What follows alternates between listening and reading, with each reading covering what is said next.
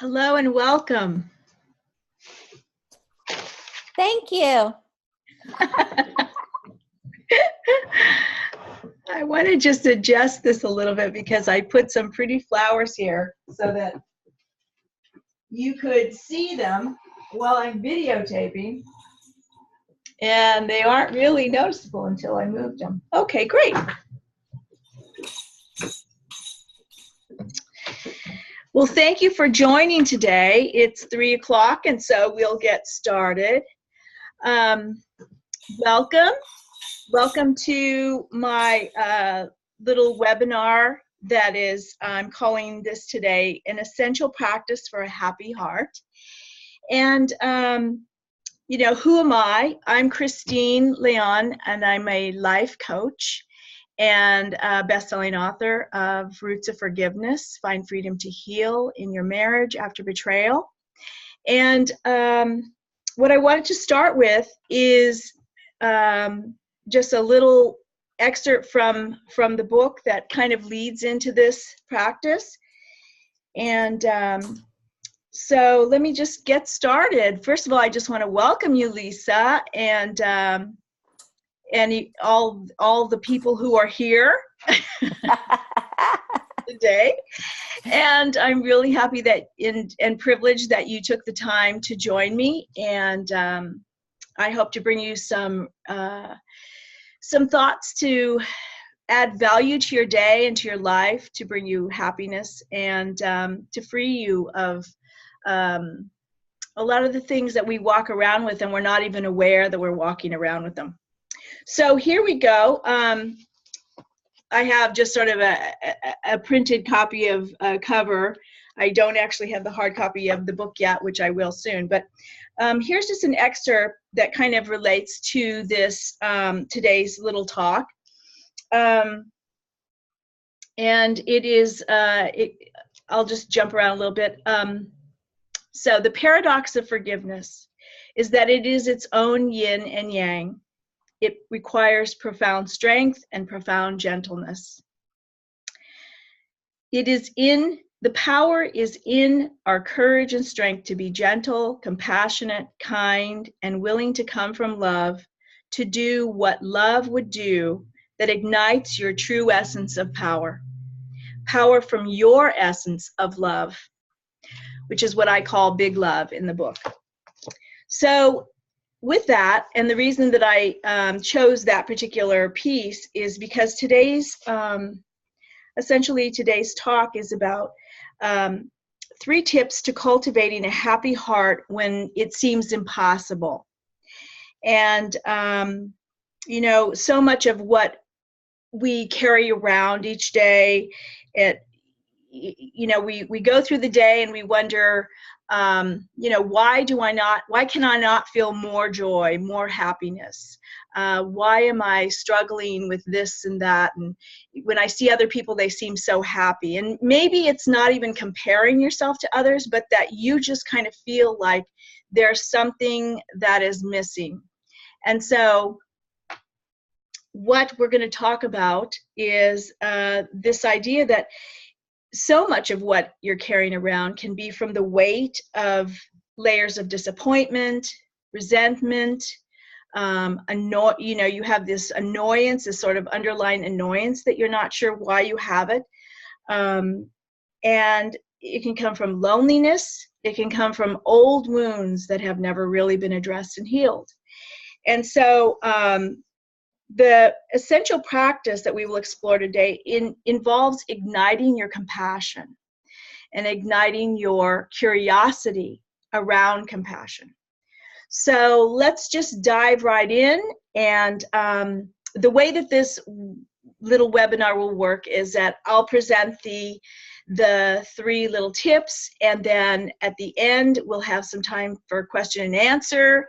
And I encourage you to be thinking about what you'd like to ask, but also just I'd like to invite you to open up to whatever is here that might feed your soul and your heart today, so that you can possibly implement any of these and help yourself to feel freer than you feel today and more joyful. So the very first practice is I'm going to call the practice of curious compassion. And what it is it is basically, the practice itself is the idea that you start to become aware of what you're, you know, as you go through your day, what is bothering you, what comes up. And in this particular on this particular step, basically you're becoming just curious. You're just sort of waking up to it. And one way that you can do this so that it feels like you're not doing it all day long is just to schedule little chunks of time. Like, let's say you decide you're going to do these little steps, and today is 3 o'clock. Okay. And so say to yourself, at 6 o'clock for 15 minutes or 30 minutes, whatever feels good for you, you're going to just pay attention to what comes up in that irritates you, what comes up that annoys you, what comes up that you feel a level of a wave of sadness around, or anger. What is coming up for you? And so instead of, you know, usually what we do is we just ignore it. So rather than doing that, to actually pay attention to what is coming up, how does it feel, where are you feeling it in your body, and going so far as to just sort of settle into it and allowing yourself to feel it, acknowledge that it's there, and maybe even journal about it, even if it's just 1 or 2 words, what you're feeling. And so that's just sort of the beginning step of curiosity. But commit to having this be a little chunk of time when the triggers come up. Maybe you're feeling resentment. Maybe you're feeling anger. Maybe you're feeling just annoyed. Pay attention to that. It could be as simple as going to the grocery store, and you walk in the store and, I don't know, you see someone who is... who doesn't hold the door for you, or doesn't hold the door for someone you see, like an elderly woman. Like you become suddenly irritated by that person. Just to become aware of that. Now, that's not to say that someone not having manners is not something to pay attention to, and that you want to, you know, not someone you want to emulate. But why are you, as opposed to having no response or no irritation to it, why are you feeling irritated? What is it triggering you? So it's just sort of becoming curious without judgment. Just become curious. And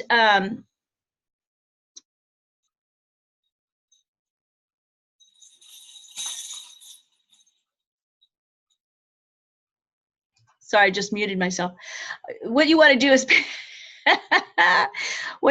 is pay attention to, let's see. I'm sorry, repeated. I muted you, Lisa, because I was hearing a little background, so I wanted to mute that. So you want to become aware of what is going on behind, again, without judgment. And pardon me for having a few notes. I wanted to make sure I hit on all the points. So rather than try to memorize it, I have my little notes. So when you have these things come up, okay, so what you want to do, first of all, is acknowledge them. Acknowledge them. What does it feel like? Where are you feeling it in your body? The next step is then, once you acknowledge them, and maybe you write them down, then to practice the idea of opening up, softening yourself. You know, consciously say, I want to soften myself around this. And allow that softening to happen. Notice if you're clenching. Notice if you're getting tight in your body, and just say to yourself, relax around this. You know, check in with yourself. Do I feel in danger? Do I feel somehow insulted by this person? And you know, obviously, if you are in danger, you want to do something about that. But if you're not in danger, to basically invite yourself to relax around it, and just notice. And ask yourself, what is it about? And then once you do that, to choose to open and release it. Kind of like imagine that it's a little bird in a cage, and you're going to open that cage and you're going to let the bird out. And so practicing with this particular thing, especially when you start small and you start to sort of be aware of those little things that irritate you. Like, for instance, if you're walking next to someone and they're chewing gum really loud, that's not going to hurt you, but it's irritating. So when you're practicing with that, you're practicing in allowing yourself to just sort of let go of, notice it, acknowledge it, feel it, and let it go. And as you start practicing with these little tiny things, then the bigger things that come in your life, like when somebody really hurts your feelings, or you're deeply wounded, or someone in your relationship does something really painful to you, you have already some foundation to work from to start in the process of grieving, acknowledging, grieving, and healing that. So this is kind of like the basic work you do to lead up to that. Okay, so, and when you step into this curiosity around compassion, you also, it lays the foundation for starting to realize how we have a shared humanity. We have a shared humanity with other people, and that everyone is struggling. You know, the guy chewing the gum too loud may be going through a really hard day and really, really stressful, you know, and so he's chewing his gum like there's no tomorrow. And here we are getting irritated by it. When we start to relax with that a little bit, we start to go inward and you know, ask ourselves questions. How, you know, is he meaning to be obnoxious? Of course, probably not. And so we practice this sort of letting go and coming from a larger, more loving place. Okay, number 2, after you practice this curious compassion, then you get to number 2, which is next, releasing.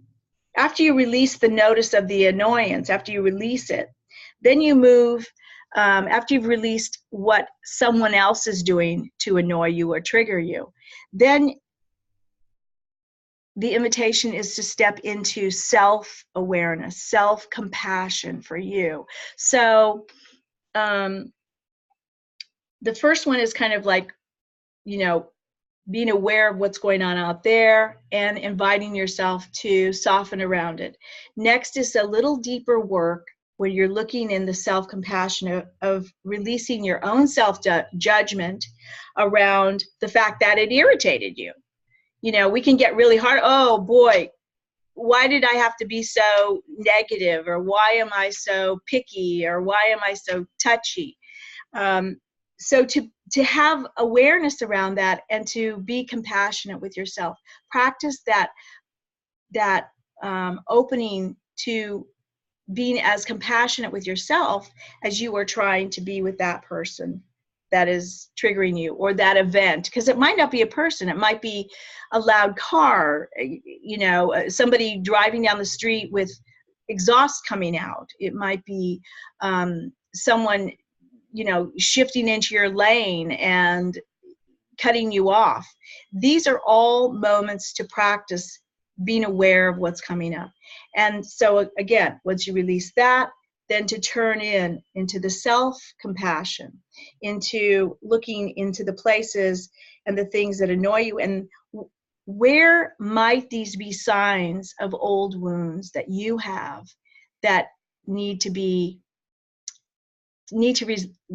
receive some TLC, some attention, and some TLC around them. So what you want to do is you want to notice these things, and if there's an invitation to forgive, to step into a compassionate view of that, so that it opens to a sense of softness and the beginning of being able to forgive that, so that you can, like the little bird in the cage, you can let yourself out of the cage of holding that old wound, that old grudge, that old annoyance. Now, these are not easy steps to practice, but the practice is the is the beautiful path to getting to that place where you feel like you're freeing yourself.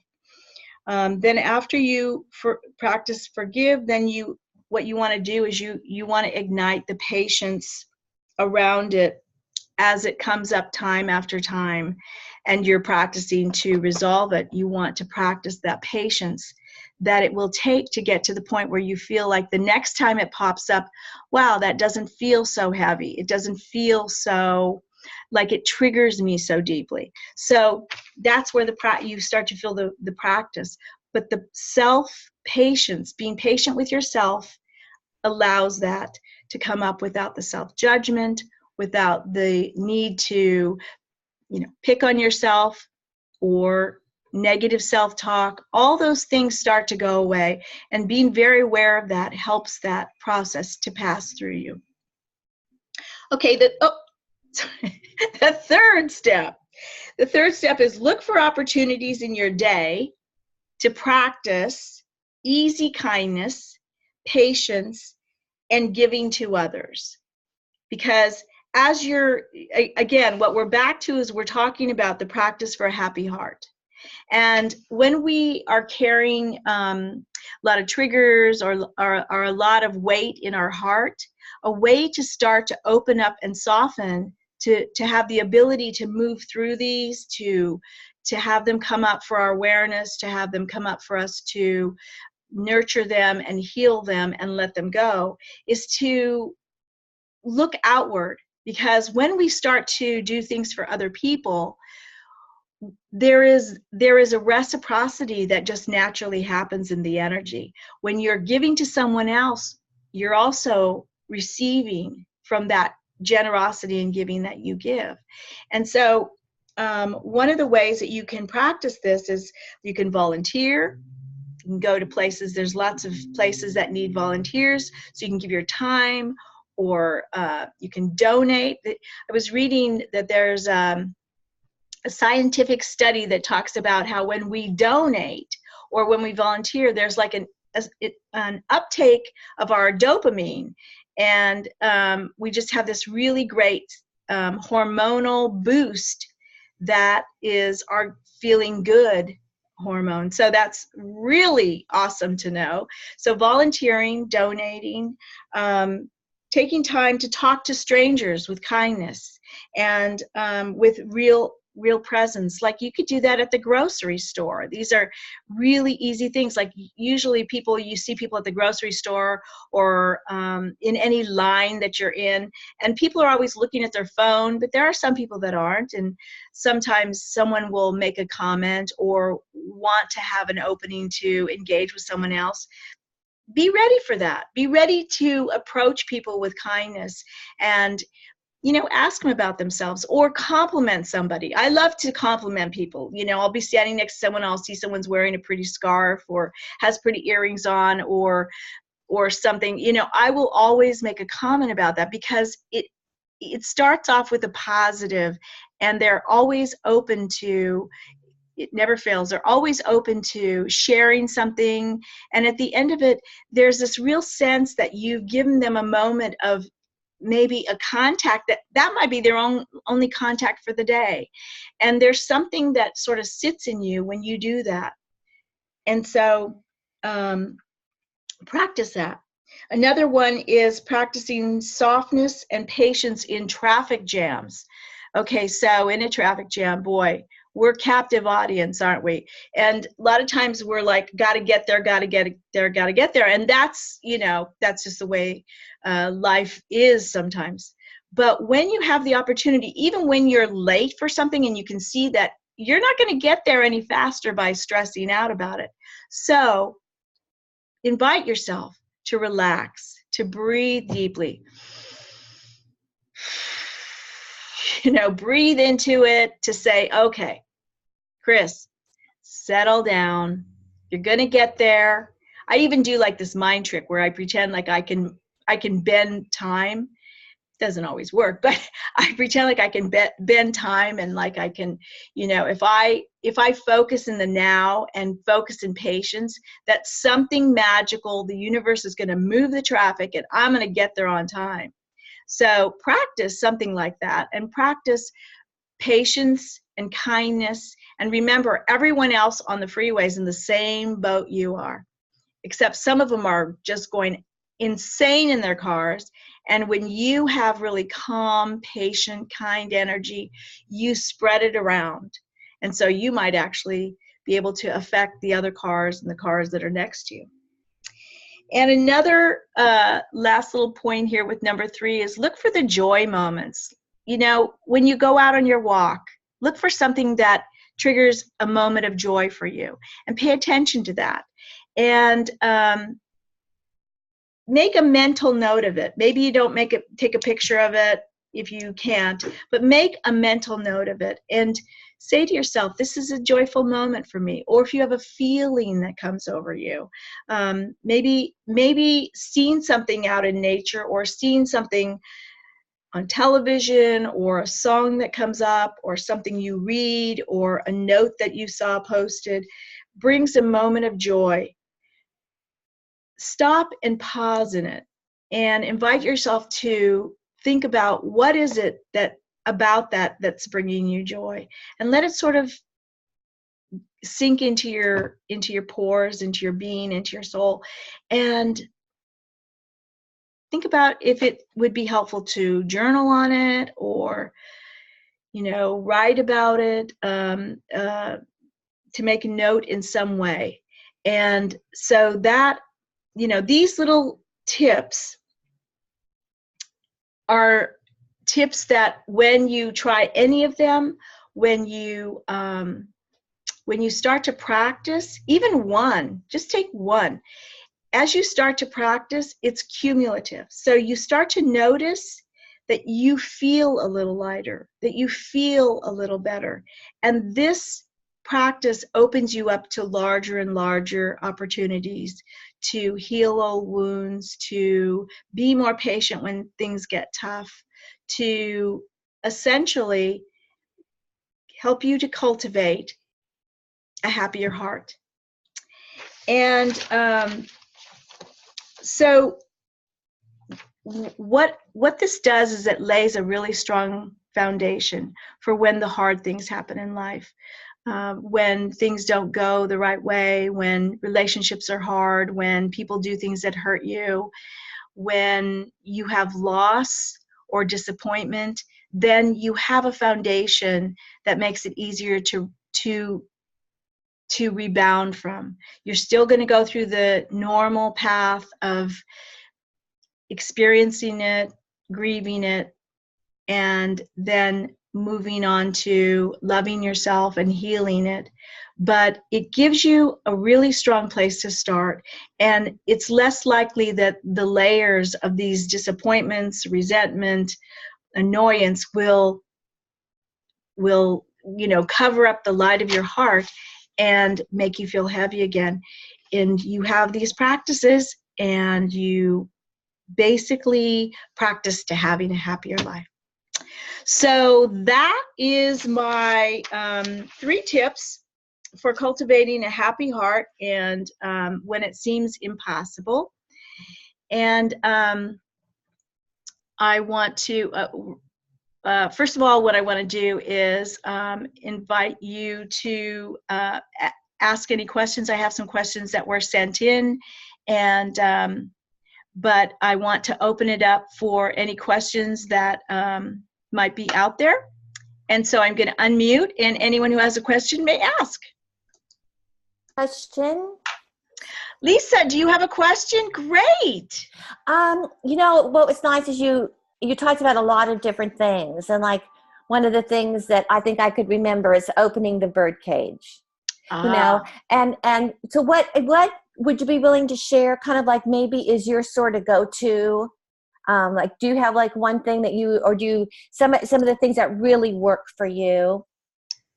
Work for me, can you be a little more specific? Like, let's just say you kind of shared what you do in traffic, but let's just say someone cuts in front of you at the grocery store and you find yourself triggered. Do you have anything that you kind of find is your go-to that really helps you in the moment? Yes. Great question, Lisa. what I do when, is, let's say somebody crowds in front of me in line. I'm just like anyone else. I'm going to first be a little annoyed. and then as I am feeling myself being annoyed, because what happens when you feel annoyed? Your skin gets warm. You start thinking thoughts of, I'm going to do this and I'm going to do that and how dare and all these. So there's an awareness that I've been practicing, right? So I've been practicing my awareness. So I start to hear myself, I'm feeling warm. I'm feeling angry. I'm feeling like somebody's, encroached on my boundaries here. So the awareness is the first part. And then I actually invite myself not to move, kind of like in the moment. I just sort of breathe. And then I say, I ask myself questions. I do this inner inquiry, and I say things like, how important is that? How important is it that that person crowded in front of me? How important is it that I get in front of that person? Who do I want to be to show up in this moment? So it's questions like asking yourself,